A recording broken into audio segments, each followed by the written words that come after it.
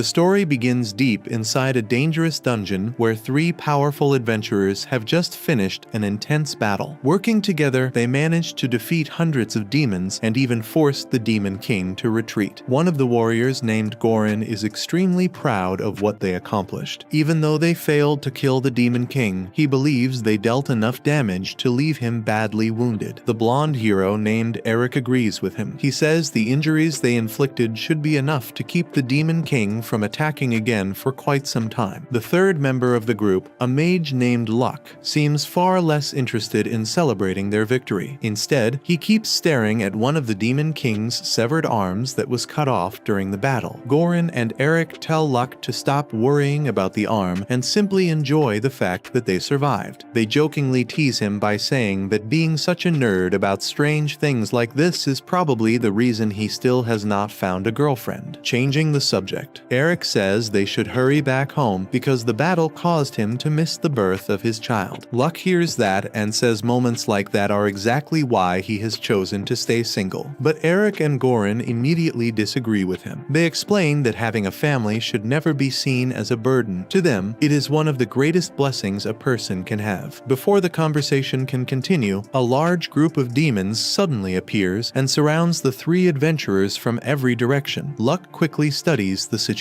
He immediately realizes that after everything they have already been through, there is no chance they can win another direct battle in their exhausted condition. Without wasting a second, Luck creates three magic circles at the same time. He then tells Gorin and Eric to leave everything to him and escape while they still can. Eric and Gorin immediately shout back at him. They tell him to stop saying such ridiculous things because there is no way they are going to abandon him. Luck does not argue with them. Instead, he silently casts an earth barrier. A massive wall of earth suddenly rises between them, trapping Eric and Gorin outside the battlefield while leaving Luck alone to face the demons. Eric and Gorin desperately pound on the barrier and yell at Luck to stop this madness. However, Luck refuses to listen. He calmly reminds them that they both have families waiting for them back home. That is exactly why they have to survive, even if it means leaving him behind. As the demons surge toward him, Luck unleashes an energy spell that tears through the first wave and drops them where they stand. Standing over the bodies, he recognizes the uncomfortable truth that he's already pushing the edge of what he has left, and the demons show absolutely no sign of stopping. Things take a sharp turn for the worse when the demon general suddenly materializes, grabs him by the throat, and begins draining his life force directly. When she tosses him aside and walks toward him slowly, clearly expecting to finish things, Luck turns her own technique against her, using the same mana-absorbing skill right back on her and exercising her on the spot. That kind of instant adaptation is only possible because of a unique learning ability Luck carries that allows him to absorb and replicate any spell used against him. What follows is several months of grinding through that same dungeon, cutting down demons without end. Whenever exhaustion caught up with him, Luck would cast a spell called Marionette, a technique that keeps his body fighting on its own even while he sleeps, letting him recover without ever fully stopping. After months of this cycle, Luck begins to wonder whether he's finally cleared the place out. Then the Demon King suddenly comes back, hurling a massive fireball straight at him. Luck throws up a barrier and absorbs the hit, genuinely stunned that the Demon King has recovered this quickly given the beating he took the last time around. He charges in and attempts his Drain Touch, but the Demon King counters with an invisible barrier that absorbs the skill entirely. From there, Luck finds himself being steadily overwhelmed, and the situation reaches a low point when the Demon King's Hexblade shatters his sword completely. Left without a weapon, Luck abandons close combat and shifts entirely to sorcery, firing off his imprisoning Hellfire and Drain Touch simultaneously. Both attacks connect at the same time, putting the Demon King in an impossible position. He can either burn alive in the Hellfire or have his life force consumed by the Drain Touch. He has no good answer for either. A blinding explosion follows, and when the light finally fades, Luck crawls up from the ground and takes stock of the situation. The Demon King is finished. He lets out a quiet celebration, takes the Hexblade as his prize, and heads for the surface. Once he gets there, he quickly realizes he has no idea where he actually is. On top of that, his adventure card was incinerated somewhere during the fighting, leaving him completely broke and without any form of identification addition to his name. After that, he heads to the royal capital. The moment he arrives, the guards stop him and call him out for walking around naked, and they end up giving him some new clothes to wear. His first thought is to go straight to Gorin's house. When he gets there, he's shocked at how massive the mansion is. He asks right away to see Gorin, but the butler turns him down, assuming Luck is just another fan trying to meet him. After that, Luck decides to head to the Adventurers Guild to get his guild card reissued. On the way, he notices a stone statue standing in the middle of town that wasn't there before. He asks a passerby about it, and the man is stunned that Luck doesn't recognize who it is. He explains that the statue is of Saint Luck, the famous hero who fought in the dungeon to hold back the demons for an entire decade. Luck suddenly realizes the statue is of him, and that everyone must have assumed he died in the dungeon, which is why they built it in his honor. He is also surprised to learn that he spent 10 years fighting there without even realizing it. After that, he finally makes his way to the Adventurers Guild, where Gorin recognizes him instantly. Gorin pulls him into the back room and embraces him, crying tears of joy and telling him how glad he is that he came back alive. Luck then starts stuffing his face with cakes, since it's been so long since he's had real food. Eventually, Gorin takes the cakes away from him, insisting he needs to eat rice gruel instead to keep a balanced diet. Eric then arrives in style, carrying the rice gruel himself, and tells Luck how happy he is to see him again. Luck simply tells him to calm down, saying the sight of a grown man crying doesn't sit well with him. Setting that aside, Eric points out that both he and Gorin have visibly aged, while Luck, strangely, looks younger than before. Luck glances at his reflection and realizes it's true. He really has gotten younger. He guesses it must be the result of absorbing the Demon King's life force after defeating him. Gorin and Eric are left completely speechless the moment they learn that Luck actually defeated the Demon King. Eric explains that the kingdom has been busy preparing its military in case the Demon King ever returned. But since Luck has already beaten him, it's now clear that he deserves some kind of reward. What catches Luck most off guard is the moment Gorin refers to him as Your Majesty. Gorin explains that Eric became king after the previous king decided he deserved the throne, since Eric was a noble who took part in driving away the Demon King. Having taken part in that same effort himself, Gorin ended up being named Grandmaster of the Adventurers Guild. Along with that, Luck also learns that Eric had given him a noble title for the part he played in driving away the Demon King. That's why the statue had been built, since everyone assumed he died in the line of duty. Hearing this makes Luck wonder if being alive now might actually cause problems, since the whole kingdom believes he's dead. Gorin and Eric both see his point, so Luck decides to let the world go on thinking Saint Luck is dead, while he starts over from scratch as an ordinary adventurer. Gorin wonders if that might be far too dull for someone of his level, given that he's an S-rank sorcerer, but Luck tells him it'll be fine, since he's always liked a good adventure. It doesn't take long for Gorin to get him a new adventurer's card, this time under the name Locke instead of Luck. His true stats are also hidden on the card, so to anyone looking, he'll appear to be nothing more than an ordinary F-rank adventurer. The next day, as Locke heads out toward the guild, a blonde girl spots him from a distance and watches him with quiet curiosity, wondering just who he is. Locke arrives at the guild shortly after and is introduced to the receptionist, Aron. He tells her he'd like to take on a goblin extermination quest, but she advises against it, assuming he's just an inexperienced rookie who's likely to get himself killed. That's when a group of adventurers calls out to him, suggesting they team up for the quest together. Aron likes the sound of that and quickly stamps her approval. Outside, the two adventurers introduce themselves as Ario and Ginny. Ario is a mage, while Ginny is an archer. Locke introduces himself simply as a warrior, and with that settled, the three of them set off toward the goblin hideout. Along the way, Locke notices that Ginny is a genuinely skilled scout. She sticks close to the trail and reads it with sharp instinct, quick to catch details others might miss. Because of that, she doesn't strike him as someone who truly belongs at F rank. Even so, Ginny seems to have underestimated just how many goblins they're dealing with, since neither of them notices a set of camouflaged footprints. Goblins aren't clever enough to hide their own tracks, which means something else, something smarter, is likely leading them. Locke briefly considers warning the other two, but decides against it. Since he's essentially training them, he wants them to learn through their own mistakes and grow from the experience. They eventually reach the entrance to the goblin cave, and after scouting exploring the area for a while, Locke offers to take the lead while Ario and Ginny provide covering fire from behind. Working together, the group manages to take down more than 30 goblins, though the strain is clearly starting to wear on Ario and Ginny, both running low on mana and arrows. Noticing this, Ario suggests they pull back and retreat, and Locke agrees it's the right call. But just then, a deep roar echoes through the cave. The Goblin Lord has awakened.